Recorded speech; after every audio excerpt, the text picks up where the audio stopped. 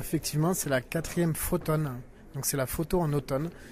Et donc c'est effectivement la 4e année qu'on expose d'autres photographes, on essaie d'exposer des nouveaux photographes chaque année en fait. Alors racontez un peu, tous n'exposent pas la même chose. Alors on n'a pas de thème, il n'y a que la première année on avait un thème sur la spiritualité, et qui était assez intéressant. Mais après c'était tellement varié, on a préféré donner libre cours à chaque exposant, ce qu'il avait sous la main, essayer de trouver d'autres photographes. Donc c'est difficile de imposer un thème en moins d'un an. Donc on a préféré justement avoir une variété d'exposants et à différents endroits sur l'Orne. Et aujourd'hui, alors quel thème on fait cette fois-ci? Donc là au château, on a mes photos de New York.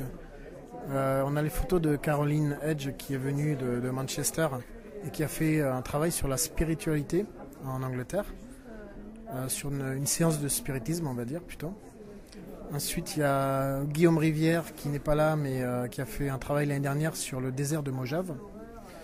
Christine Lanus, qui est au Vertigo actuellement, qui a fait un travail sur son démontage. Donc ça retrace quand même les Pyrénées, mais avec des choses assez intéressantes et des montages entièrement faits sous ordinateur.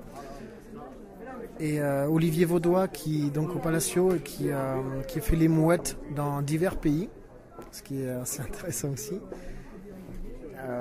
Qu'est-ce que j'oublie? Pierre, qui est au Victoria's Garden, qui a fait un travail sur la Bolivie et l'Amérique du Sud cet hiver.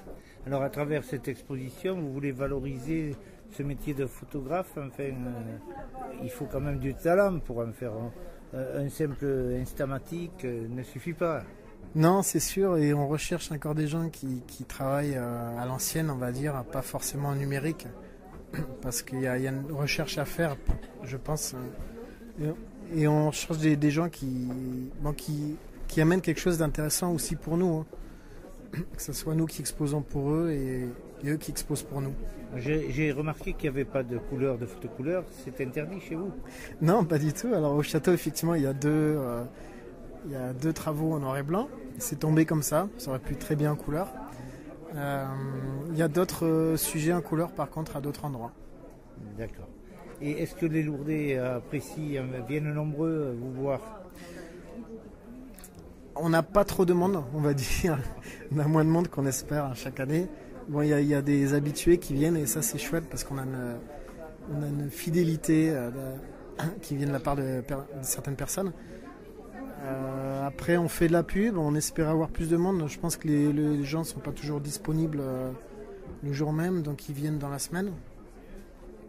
Vous étiez sur le terrain, je vous ai vu, pour couvrir le pape récemment, dans le cadre de votre travail. Vous avez sorti de bons clichés, je m'en doute, parce que je dois dire que c'est un excellent photographe. Alors il y a eu des choses intéressantes, c'est toujours chouette de couvrir des événements. D'abord l'ambiance des photographes à l'intérieur des poules, c'est extraordinaire. Parce qu'on voit des gens qui font ça tous les jours. Moi, c'est pas mon truc. J'aimerais pas faire ça tous les jours. Je préfère traîner dans les rues, faire des photos. Et bien, bonne chance, Alex. Merci Gérard.